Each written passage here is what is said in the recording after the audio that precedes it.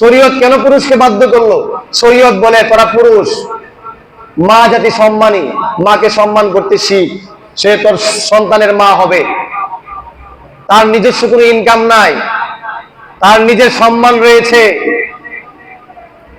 অনেক কিছু বিষয় আইন না আমাদেরকে বাধ্য করছে দেন মোহর দিয়ে দিবি, দিয়া তারপরে নিবি, সে খুশি থাকবে।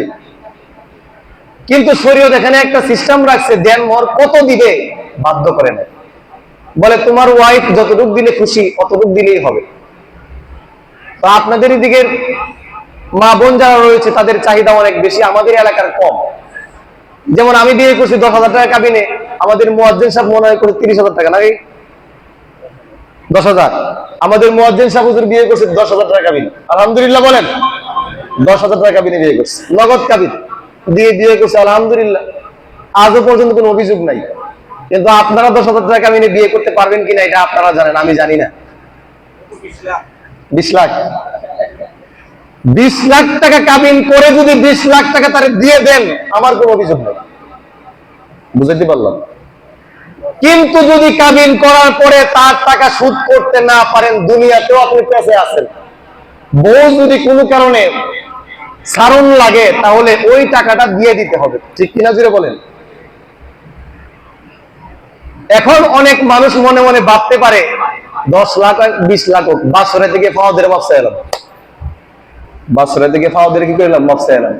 বাসর রাইতে বউরে কয় তুমি কি টাকা চাও না আমাকে চাও?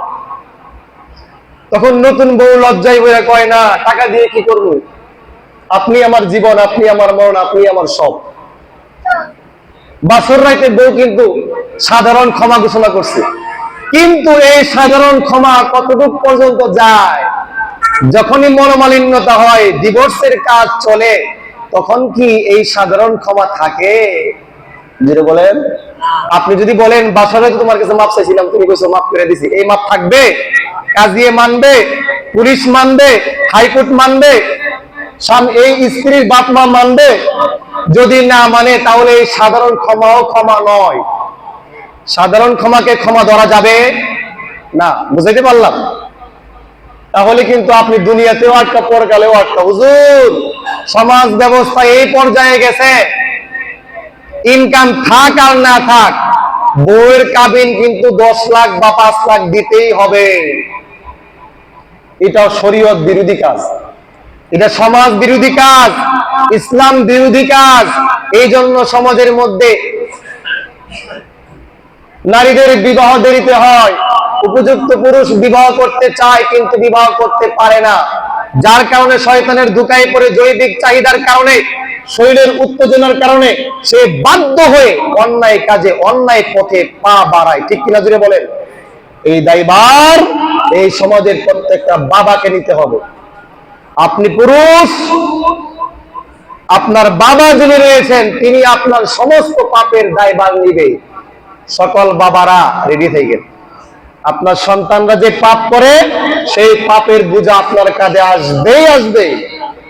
সমস্ত মেয়েদের বাবা মা যারা রয়েছেন, আপনার মেয়ে উপযুক্ত হয়ে গেছে, এখন বিবাহ দিচ্ছেন না, কারণ 10 লাখ টাকা দেওয়ার মতো উপযুক্ত পাত্র এখনো মিলে নাই। যারা আসছে ছেলে ভালো, নামাজি, শিক্ষিত, কিন্তু 5 লাখ টাকা দেয়, 5 লাখ টাকা দেয়, আপনার হয় না, 10 লাখ টাকাই লাগবে। 1 লক্ষ টাকা দিলে আপনার মন ভরে না, 5 লাখ টাকাই লাগবে। আপনি এই জন্য মেয়েকে উপযুক্ত হওয়ার পরেও বিয়ে দিচ্ছেন না। আপনার মেয়ে রাতের বেলা ফোন করে, চ্যাট করে, কল করে, দেখা করে, সাক্ষাৎ করে, আপনার মেয়ে অপকর্ম করে, দুঃসম্পর্ক করে, আপনার মেয়ের জীবনে যত পাপ রয়েছে সকল পাপের বোঝা আপনার কাঁধে, আপনি জাহান্নামে যাবেন, এটাই চূড়ান্ত সিদ্ধান্ত। শুনুন, এই সমাজে গুণে ধরেছে, এই সমাজে পচন ধরেছে, এই সমাজকে সুন্দর করতে হবে, ইসলামিক মাইন্ডের সমাজ ব্যবস্থা চালু করতে হবে। এই জন্য ইসলামিক শিক্ষিত মানুষ প্রয়োজন, গড়ে গড়ে মানুষ ইসলামিক মাইন্ডের মানুষ হতে হবে, সুশিক্ষিত মানুষ হতে হবে, আদর্শবান মানুষ হতে হবে। বুঝাইতে পারলাম? যদি সমাজ ব্যবস্থা পরিবর্তন না হয় তাহলে এই মহামারী থেকে আপনিও বের হতে পারবেন না, আপনার সন্তানও পাপ মুক্ত জীবন যাপন করতে পারবে না। যাই হোক, অনেক কথা বললাম। এখানে আমাদের মূল ফোকাস ছিল নিকট আত্মীয়দের হক সম্পর্কে। নিকট আত্মীয়দের হকের ক্ষেত্রে আমরা জোর দিয়ে বলবো, বোনের সম্পদ সবাই দিয়ে দিবেন। আবার খোলাসা করে বলি, বোনের সম্পদ সবাই দিয়ে দিবেন। বোনের সম্পদ যতটুকু পাওনা অতটুকু আপনারা হিসাব করে বোনকে বুঝাই দেবেন। যেন এমন না হয় বোনের সম্পদ আপনি মৃত্যুর আগে দিবেন, এরকম না। যখনই আপনার বাবা মারা গেল, সম্পদ আপনারা ভাইয়েরা বুঝে পাইলেন, তখনই আপনার বোনদের সম্পদগুলো আপনারা ডাক দিয়ে একদম মাপ যোগ করে তাদের সম্পদ বুঝাই দিবেন। বুঝাই দেওয়ার পরে বোনদেরকে বলবেন, বোন তুমি আমার মায়ের পেটের আপন বোন, ছোট্টকালে তোমাকে অনেক কষ্ট করে লালন পালন করে বড় করেছি, আমরা একই মায়ের সন্তান, এই বাড়িটা তোমার বাবার বাড়ি, সারা জীবন তুমি এখানে আসবে, তোমার সন্তানরা আসবে, খাবে দাবে বেড়াবে, আমি ভাই যতটুকু সামর্থ্য গোলায় তোমাকে দেখবো, দেখেই যাবো ইনশাআল্লাহ। কোনদিন আমাকে পর বাইবো না। বুঝাইতে পারলাম? বোনকে আপনি এই কথা বলে দেন, বোনের মন খুশি হয়ে যাবে, মন থেকে দোয়া আসবে। এই বোন জীবনে কোনোদিন বাইকে কষ্ট দিবে না। সারা জীবন আপনি যখন বোনকে দেখলেন, একটা সিক্রেট কথা বলে দিই, সারা জীবন আপনি যখন বোনকে আদর করলেন, আপ্যায়ন করলেন, কদর করলেন, এই বোন একটা সময় হয়তো সম্পদই নিবে না, যদিও তার সম্পদ। আপনি তাকে বারবার বলবেন সম্পদ নেওয়ার জন্য, সে হয়তো একটা সময় সম্পদ নিবেই না। কারণ বোনেরা সব সময় ভাইদেরকে প্রাধান্য দেয়, আপনারা জানেন। বোনেরা সব সময় ভাইদেরকে প্রাধান্য দেয়, ভাইদেরকে মন থেকে ভালোবাসে। স্বামীর বাড়িতে থাকলেও সব সময় মনটা পড়ে থাকে নিজের বাবার বাড়িতে। বুঝাতে পারলাম? বোনকে কদর করেন, এটা রক্তের সম্পর্ক, এটা রেহেমের সম্পর্ক, মাতৃত্বের সম্পর্ক। বোনের খোঁজ খবর নেন, ফোন দেন, যোগাযোগ করেন, দাওয়াত দেন, আসা যাওয়া করেন, আপনিও যান, তারাও আসুক, মাঝে মাঝে হাদিয়া দেন। বুঝাতে পারলাম? যদি মনে করেন বোন গরিব হয়, সম্পদ নেই, আপনি দিয়ে দেন, সম্পদ নিয়ে যান, তখনও দেখবেন বোন স্যাক্রিফাইস করবে ইনশাআল্লাহ। কারণ বোনরা তো আর ক্ষেত জমি নিবে না, হয়তো জমি বিক্রি করেই নিবে, তখন তারা স্যাক্রিফাইস করবে ইনশাআল্লাহ।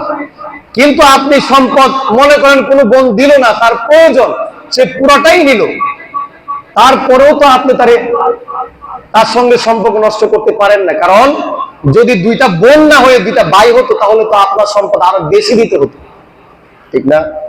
মনে করেন আমার 2 বোন 3 ভাই, এখন যদি আমার 2 বোন না হয়ে আরো 2 ভাই হতো, তাহলে আমরা 5 ভাই হইতাম, তাহলে 5 ভাই হলে সম্পদ আরো বেশি যাইতো, ঠিক না? এখন আমরা যতটুকু পাবো এর চেয়ে আমরা কম পাইতাম না। বুঝতে হবে। এই কারণে খোদার বিধানের উপর হাত দিয়েন না। খোদা যে সম্পর্ক নিজে আপনার সঙ্গে সম্পর্ক করে দিচ্ছে, এটা ছিন্ন করেন না। এই পৃথিবীতে কত মানুষ, কিন্তু আপনার বোনকেই কেন আপনার বোন বানানো, আপনার ভাইকেই কেন আপনার ভাই বানানো? কেন বানানো? খোদা তাআলা এটা পছন্দ করেছেন, আপনার জন্য যাচাই বাছাই করেছেন, এটা আপনি নষ্ট করেন। যদি নষ্ট করেন, লা ইয়াদখুলুল জান্নাতা কাতিউ রাহমিন, নবী করিম সাল্লাল্লাহু আলাইহি ওয়াসাল্লাম বলেন, যে ব্যক্তি রহমের সম্পর্ক ছিন্ন করবে, সেই ব্যক্তি কোনদিন জান্নাতে যাবে না, যাবে না, যাবে না। কাতিউ রাহমিন, রহমের সম্পর্ক যে কাটবে, কেটে ফেলবে, বিচ্ছিন্ন করবে, সেই ব্যক্তি জান্নাতে যাবে না। আপনি নামাজ পড়ে কি করবেন? বোনের সম্পদ দেন না, আপনি নামাজ পড়েন, আপনি হজ করেন, যাকাত দেন, কি লাভ? আপনি বোনের সম্পদ দিচ্ছেন, আপনি নামাজ পড়েন না, আপনি একদিন জান্নাতে যাবেন। বোনের সম্পদ দেন না, আপনি নামাজ পড়েন, আপনি জাহান্নামে যাবেন, জান্নাতে যাবেন। হিসাব আপনি করেন, আপনি কি করবেন আপনি হিসাব করেন। বোনের সম্পদ আপনি দিয়েছেন, আপনি 5 ওয়াক্ত নামাজ সময়মতো পড়তে পারেন না, মাঝে মাঝে পড়েন অথবা পড়েন না, একটা সময় আপনি নামাজ পড়বেন, আপনাকে আল্লাহ হেদায়েত দিবে ইনশাআল্লাহ। যেহেতু আপনি বোনের সম্পদ নষ্ট করেন না, হক নষ্ট করেন না, মানুষের হক নষ্ট করেন না, আপনাকে আল্লাহ হেদায়েত দিবে ইনশাআল্লাহ। যদি মনে করেন আপনি মৃত্যু পর্যন্ত নামাজ পড়েনই নাই, কিন্তু কোন মানুষের হক নষ্ট করেন না, তারপরও আপনি জান্নাতে যাবেন। যেহেতু নবী করিম সাল্লাল্লাহু আলাইহি ওয়াসাল্লাম বলেছেন, কুলু লা ইলাহা ইল্লাল্লাহ দাখালাল জান্নাহ, যে ব্যক্তি বলবে আল্লাহ ছাড়া কোনো মাহবুদ নাই, মুহাম্মদ সাল্লাল্লাহু আলাইহি ওয়াসাল্লাম আল্লাহ তাআলার রাসূল, সে জান্নাতে যাবে।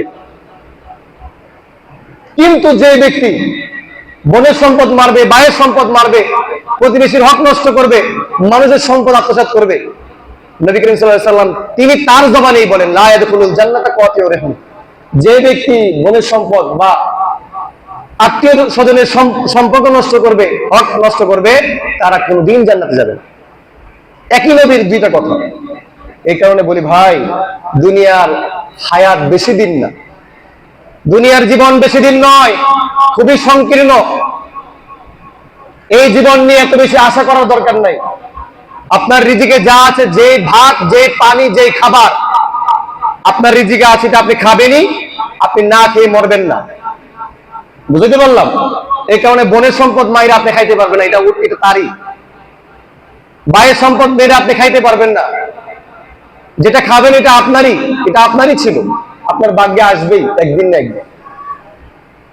অনেক কথা ছিল বর্তমান প্রেক্ষাপট নিয়ে, শেষমেশ একটা কথা বলে দিই। বর্তমান প্রেক্ষাপট যেটা বিরাজ করতেছে ইসরায়েল এবং ইরানের মধ্যে,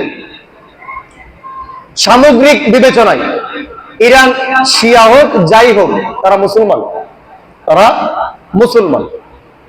সারা পৃথিবীর সকল মুসলমানদের উচিত ইরানের মুসলমানদেরকে সমর্থন করা, দিল থেকে সমর্থন করা।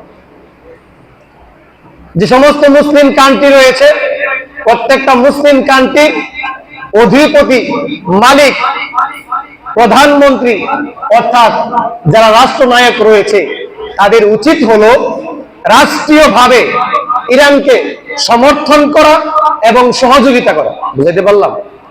প্রত্যেকটা মুসলিম কান্ট্রির প্রত্যেকটা মুসলমান শাসক তারা রাষ্ট্রীয়ভাবে সহযোগিতাও করবে, সমর্থনও করবে, আর প্রত্যেক মুসলিম জনগণ সার্বিক সহযোগিতাও করবে, সমর্থন করবে। বুঝাইতে পারলাম?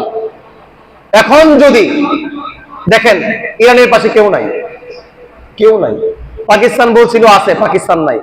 পাকিস্তান একটা গাদ্দার রাষ্ট্র। পাকিস্তান আমেরিকার দাসত্ব করে। কিসের দাসত্ব করে যদি বলেন? আমেরিকার দাসত্ব করে। বিশেষ করে বর্তমান যিনি শাহবাজ শরীফ রাষ্ট্রপতি রয়েছেন, তিনি প্রধানমন্ত্রী যিনি রয়েছেন, আমেরিকার দাসত্ব করে, আমেরিকার প্রথম দেশের প্রধানমন্ত্রী। তবে আমি মনে করি যদি আমরা জেগে না উঠি, যেমন বাংলাদেশ একটা গণতান্ত্রিক রাষ্ট্র, এই গণতন্ত্র মন্ত্রতন্ত্র দিয়ে চলবে না। মুসলমান খেলাফতে বিশ্বাসী, মুসলমানদেরকে খেলাফতেই ফিরে আসতে হবে, খেলাফতেই শান্তি। আল্লাহ বলেন দুনিয়ার জমিনে আমি খলিফা পাঠাইছি খেলাফত প্রতিষ্ঠা করার জন্য।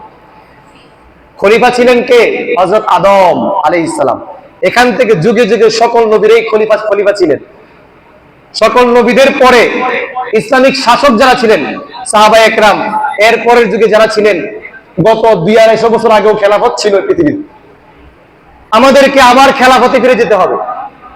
গণতান্ত্রিক বুড়াবুড়ি এগুলা ভালো না, এগুলা আজ থেকে 200 বছর আগেও ছিল না। এগুলা আসার পরে মানুষের মধ্যে বিবেক বাড়ছে। এক ভাই আওয়ামী লীগ করে, এক ভাই বিএনপি করে, এক ভাই জামাত করে, 3 ভাইয়ের মধ্যে মিল নেই। এটা হইল? 3 ভাই মুসলমান, একই মায়ের সন্তান, মিল নাই কেন? বলে দলাদলি, গণতান্ত্রিক অধিকার, বলে চামারের বুড়ের যে মূল্য, চুরের বুড়ের যে মূল্য, এদেশের প্রধানমন্ত্রীর বুড়ের একই মূল্য। এই বাইতুল মুকাররমের যিনি ইমাম খতিব, তার বুড়ের একই মূল্য। এই দেশের সিস্টেম হচ্ছে এটা।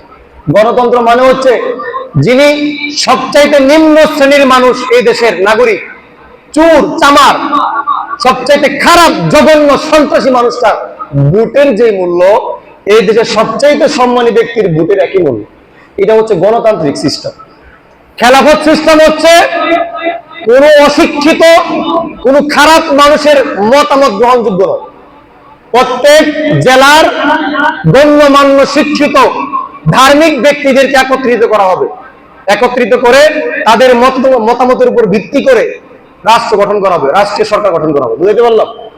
এটাই হচ্ছে সিস্টেম, এটাই হচ্ছে আসল সিস্টেম। যাই হোক, সময় কম। আল্লাহ পাক রব্বুল আলামিন আমাদের সবাইকে মোটা দাগে আমাদের বাংলাদেশে ইসলামী খেলাফত কায়েম করার জন্য সর্বাত্মক চেষ্টায় আমরা যেন অগ্রসর হতে পারি। আর বর্তমান পৃথিবীতে যে মহাযুদ্ধ, বিশ্বযুদ্ধ শুরু হচ্ছে, সেখানে ইরানকে সমর্থন করে সকল মুসলমানদের ঐক্যবদ্ধ থাকতে পারি। আল্লাহ পাক রব্বুল আলামিন মুসলমানদের বিজয় দান করেন, সারা পৃথিবীতে ইসলামী খেলাফত কায়েম করার তৌফিক দান করেন, সকলে বলি আমিন। সকল জালিমদেরকে আল্লাহ ধ্বংস করে দিন, সকলে বলি আমিন। যারা সুন্নাত পড়েন সুন্নাত পড়ুন।